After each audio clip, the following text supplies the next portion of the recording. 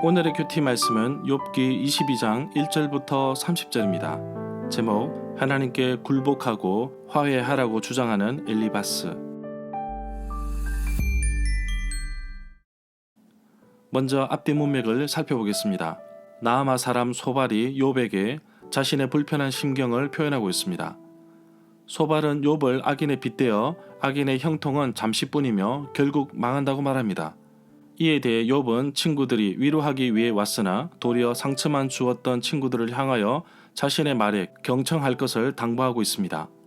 악인이 잘되고 형통하며 그들의 자녀 역시 잘되어 부러울 정도이지만 그 결과는 멸망의 길입니다. 악인이 이 세상에서 아무리 형통한다 하더라도 의인과 악인은 하나님의 주권 아래 있기에 결국 모두 죽음에 이르게 된다고 하였습니다.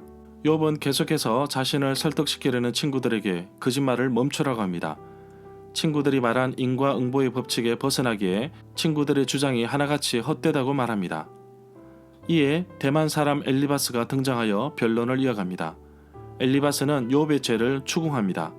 욥이 의롭든지 아니면 악하든지 그 영향력이 전능자이신 하나님께 아무런 영향력을 줄 수 없다고 합니다.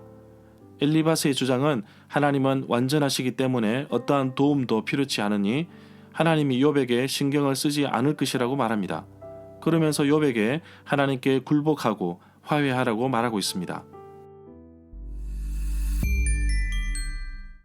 문단을 나눠보겠습니다. 1절부터 11절은 엘리바스가 욥에게 죄를 지적하다. 12절부터 30절은 엘리바스가 욥에게 하나님과 굴복하고 화해하라고 말하다. 1절에 보면 욥기 22장은 대만 사람 엘리바스의 마지막 변론입니다. 그 가운데 1절부터 3절에 보면 엘리바스는 욥에 대한 자신의 생각을 말하기 전에 먼저 인간의 의로움이 하나님께 얼마나 무의미한지를 말하고 있습니다. 5절에 보면 이 구절은 부정어가 결합된 의문사로 욥이 당하는 고난의 궁극적인 원인이 욥의 죄악 때문이라고 정죄하고자 하는 엘리바스의 부정적인 질문이라고 할 수 있습니다. 엘리바스의 주장은 욥의 이러한 잘못된 행실로 인하여 결국 하나님으로부터 징계를 받아 극심한 고통 속에 있다고 보았습니다. 7절에 보면 이 구절은 욥이 사회적 약자들에게 배려하지 않고 무정하게 대하였다고 엘리바스가 비난하고 있습니다. 그래서 지금 욥이 극심한 고통 속에 있는 이유가 사회적 약자에게 부도덕한 행위로 인함임을 말하고 있는 것을 이해할 수 있습니다.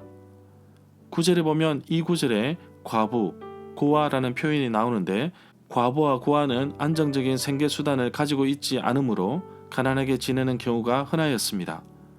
고아라는 단어는 과부들의 자녀들도 포함할 수 있습니다. 남편과 아버지의 보호를 받지 못하는 그들은 특히 학대받기 쉬웠다고 합니다. 11절에 보면 이 구절에 어두움이라는 표현이 나오는데 단순한 어둠을 뜻하는 것을 넘어서 욥이 행한 죄악을 지적하기 위한 엘리바스의 상징적인 표현으로 이해할 수 있습니다. 어두움을 볼 수 없는 이유는 욥이 행한 죄로 인해 제대로 판단할 수 없다는 것을 말하고 있습니다. 홍수가 덮친다는 표현에서 욥은 자신이 행한 죄악으로 인하여 감당하기 정말 어려운 고난에 임하고 있음을 보여주고 있습니다. 12절에 보면 엘리바스가 이 구절에 이러한 표현을 사용한 이유는 지금 욥이 극심한 고통 가운데 있는데 이것은 가장 높으신 하나님께서 주신 그 시기에 결코 부정할 수 없다는 것을 강조하기 위함으로 볼 수 있습니다. 엘리바스는 별들이 높은 것처럼 하나님은 그 별들보다도 더 높은 곳에 존재하셔서 인간의 모든 것을 주관하시고 돌보시며 감찰하신다고 욥에게 말한 것 같습니다. 16절에 보면 악인들이 하나님의 심판을 받아서 극심한 재앙으로 갑자기 멸망했다는 의미를 가지고 있습니다. 엘리바스는 이처럼 욥이 악인의 길을 따라갔다는 것은 결국 자기 수명을 다하지 못하고 멸망할 수 있기에 욥이 악인의 길에서 돌아서야 고난에서 벗어날 수 있다고 주장하고 있음을 볼 수 있습니다. 23절에 보면 엘리바스는 욥에게 전능자에게로 돌아가게 되면 회복될 것이라고 권면합니다. 엘리바스가 욥을 정죄하는 전제하에서 욥을 경멸적으로 권면하는 표현으로 이해할 수 있습니다. 이미 21절에서 화목할 것을 권면하고 있는데 욥에게 물질의 욕심을 버리면 다시금 하나님과 화목을 이룰 수 있다는 의미로 해석할 수 있습니다. 그런데 여기에서 인간의 결단으로 하나님과 화목을 이룰 수 있는가 하는 문제입니다.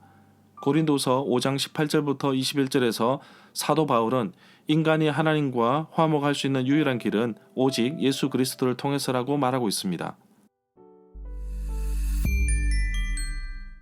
절마다 상세한 설명과 구절 해석, 그리고 핵심 내용과 중심 줄거리는 네이버 블로그에 올려져 있습니다.